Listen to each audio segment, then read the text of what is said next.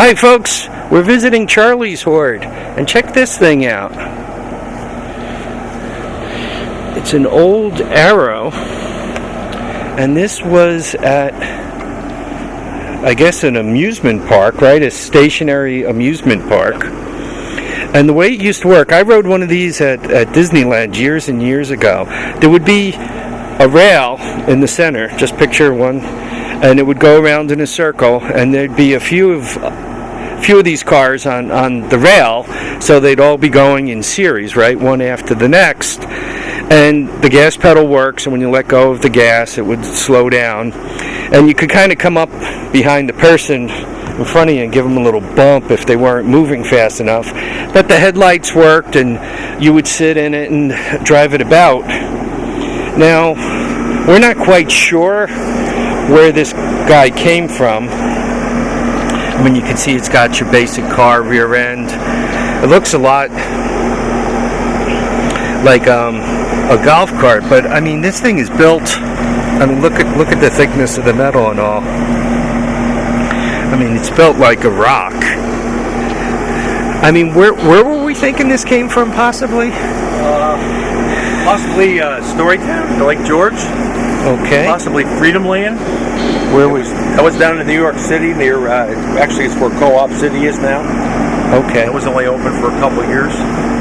Yeah, I guess the land got more valuable than the amusement park. It could have even come from Disneyland, because I've seen documentation to take these back to '55 at Disneyland, where they had their super highway. 1955. That's where I rode them, out in California, Disneyland. They used to smoke like a banshee. If they did. Right? And then when I went back, they must have changed all the engines out because the smoke was gone. I'll show you guys the engine and centrifugal clutch, but you can see where the engine bolted on right there.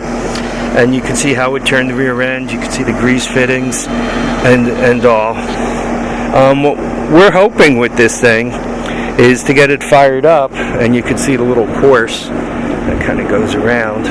So golf cart course right there. there. Yeah, we'll be beating around on that. Here, let's show you the engine. It's an old Kohler, and if this is like a late 50s type thing, let me get an entire picture. Some of you guys might know it better than. Yeah, let me get it all in and kind of scan the whole thing at once, the best I can. And then some of you guys might say, oh yeah, I know what that is, or I worked at an amusement park. Maybe one of you guys will even tell me that you remember this exact car. You happen to work at one of those two amusement parks that Charlie mentioned. And here's the motor to it. Now, it came through without a carburetor, right, Charlie? Yes, just how you see it. I just unbolted it out of the car. So here's the motor, and there's the numbers on the motor. So if you got pen, we can write some numbers down for you. Nah, I got them right on video. I'm good. If I had to guess, though, I'm not thinking this engine is as old as the cart. This might, though. It is. Though, you know what, though, the covered valves and the points on the outside, that's pretty old. Look at the size of that centrifugal clutch. I mean, that's my hand. Look at the size of that. Easy servicing too, I think. You had to get some them points in a hurry, you could. Yeah. Anyway, it came without. This was one of three. I guess the other two you were saying did not have engines in it. So you managed to get this guy. Let me show you guys as much as the engine. I have a crew of folks who like date all these things for me. Oh, you know, I have all these experts out there. Big cast iron brute, right? And what we're gonna do, and this always gets me all the hates on my videos, but we're gonna go Chinese carburetor with it. Is it anywhere near the bolting up? Yep, just like that. I'm gonna have to. This carburetor is meant to go on an XR100. This carburetor is meant to go on an ATC 200. It's a PZ27. I think this is a PZ22.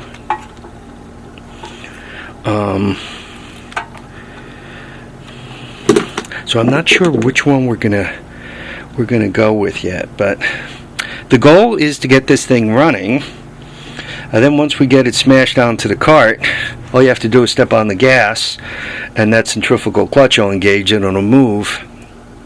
As you can see from the cart itself, it needs a little love and a little love and attention before it can be driven. You know, we got to get them tires backed around, and his grandson's going to be beating it around the property, so we actually have to put brakes in it.